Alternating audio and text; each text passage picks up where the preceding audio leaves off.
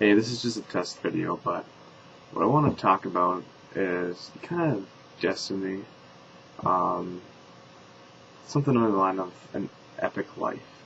I know a lot of people talk about an epic life, and like how to live an epic life and stuff. But I kind of want to go back to the beginning. Throughout history, there's been people that we look up to. We see them and we go, wow, that person has something that I want. There's people that you look up to and I want to take that from them and put it into me because it impacts you in some way. And it's always a good thing. It's never do you say, oh man, that person, man, it's just such a good liar. I just really want to be a good liar. That really motivates me to learn to lie. I mean, it's the things that come down to that guy never gave up. That guy never told a lie. Those are the stories you hear. A lot of times it's morality issues and sometimes ethical. And the people you generally hear about are the ones who have made the right choices. A lot of times we do hear about the ones that haven't, but it's always in bad light to show you what not to be like. So I just want to talk a little bit about that. I am a nobody, so by no means am I anyone that anyone needs to look up to. But so many people nowadays get in the funk of just living life, not even trying to obtain to have this epic lifestyle, to live for anything. Most people go paycheck to paycheck, weekend to weekend, just to live life through in any way they can, it seems like.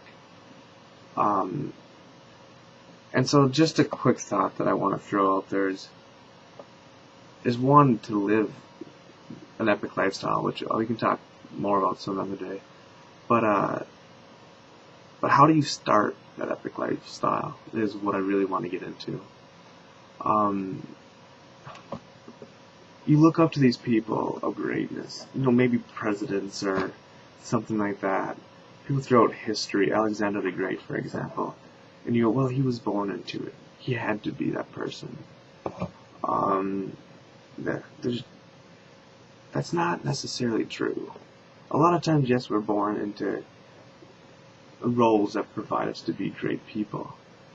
But it's your choice to either step it up to that level, to stay just kind of normal, or to go backward and totally plummet to disastrous heights. And what it comes down to is that, yes, some people are born into it, but it's up to you. It's that decision that you make. I've talked to people who, they're just down on luck, it seems like sometimes. And they've never, they might be homeless or something on the street, and they're like, well, I used to have all this money, but then I got bankrupt, they got fired. It's just, they had all these problems. And I can't really speak on that issue right now because it's kind of a different story, I guess. But everyone has their own story to tell. You have your own story to tell. And you get to choose what that story is going to sound like.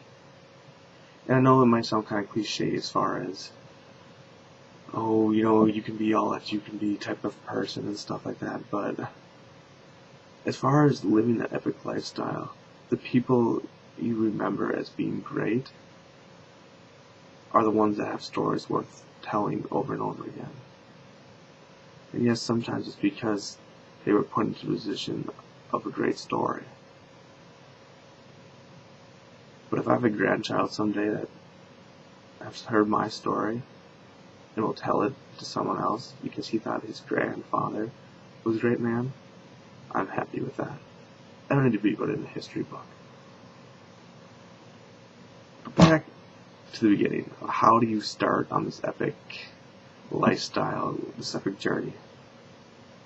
What I really want to just my one thought that I want to impose on you is the fact that you have to say yes. You have to want it. There will be situations in your lifetime, guaranteed. There won't always be yes or no, answers. But you will be put into situations where you have to make a decision. Do you want to elevate yourself to greatness? It might not be history textbook greatness. It might not be the epic kind of movies you watch greatness. But nevertheless, it is greatness. And it's your choice. And a lot of times people say things like, yeah, it can be as simple as, not lying on your taxes or something like that. Which no one might even never find out about. But that's still one step to being great. I don't know who's listening to this right now. I don't know what kind of story you have right now. But I can guarantee you that you have to make a conscious decision to live life to the utmost. To take that step out and say yes. To say, I want to be different and I want to live an amazing life.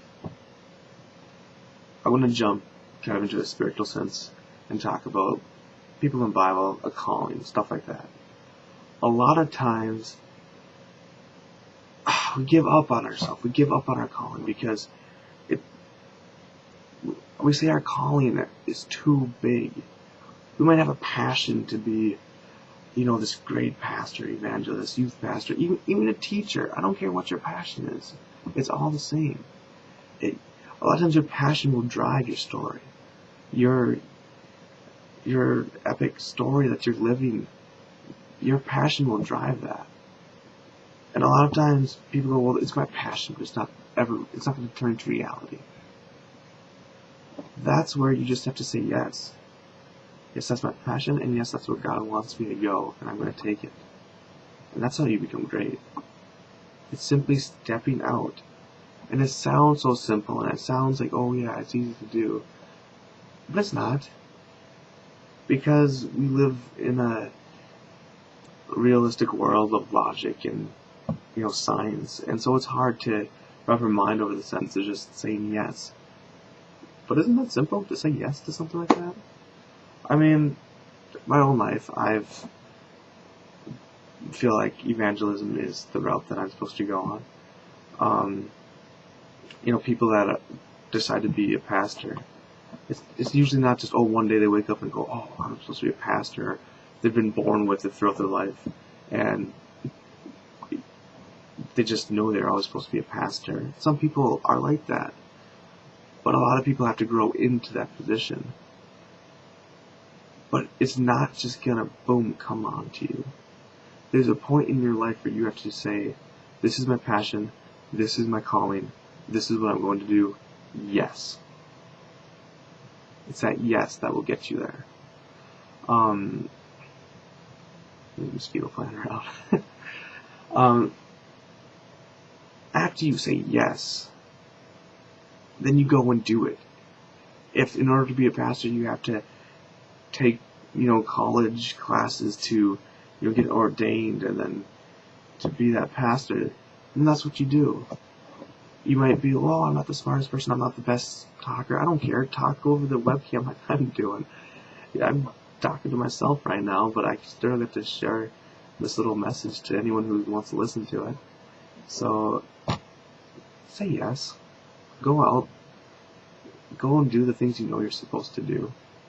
If you've already graduated, I don't care if you're 50 years old right now, and you knew back when you were 18 that you were supposed to go out and do something, and you said no to that because you wanted to be a car salesman or something. I don't care what it is. You still have the chance to go back and say yes. I highly doubt that calling has been taken away from you and that passion has been taken away from you. If you're that old and you feel like you've just been in this rut, in this complacency of, I'm okay with it, but you're not living a great, epic life, then change your no. It's not too late. You can say yes at any time. If you have to go back to college, go back to college. It's never too late to start your life. to start your epic lifestyle that has been intended for you to live. Jesus only lived into his mid-30s, and he was able to change this world. Our calendar / time system that we go by is BC and AD. Some people change it up, but it's still the same time. BC is before Christ, so before Christ was born is a time period. AD is after he died. And so some people will change the AD and the BC, but we still use those time frames, and we go by that. And that's based off of Jesus' life. A man who lived to about the age of 34 changed our whole history and the way we see time in half of AD and BC based on his life. So my challenge to you is, what can you do by the time you reach age 30, 34? Say you're 50, you have another 20 years to live at least. What can you do in those 20 years? What could have Jesus done if he had 20 more years, 30 more years? He said yes at a young age. Given it's Jesus, and we can say, yes, Jesus. But he still said yes at that young age and started living his lifestyle the way he was intended to be. So please, just stop being complacent and say yes. That's just my little spurt right now. I really didn't take any notes and get any good, clear thoughts down, so I apologize for rambling. I'm going to try to start doing these video blogs, whatever comes to my mind, if I feel like maybe there's something I can share with people that you might be able to take away. I want to do it.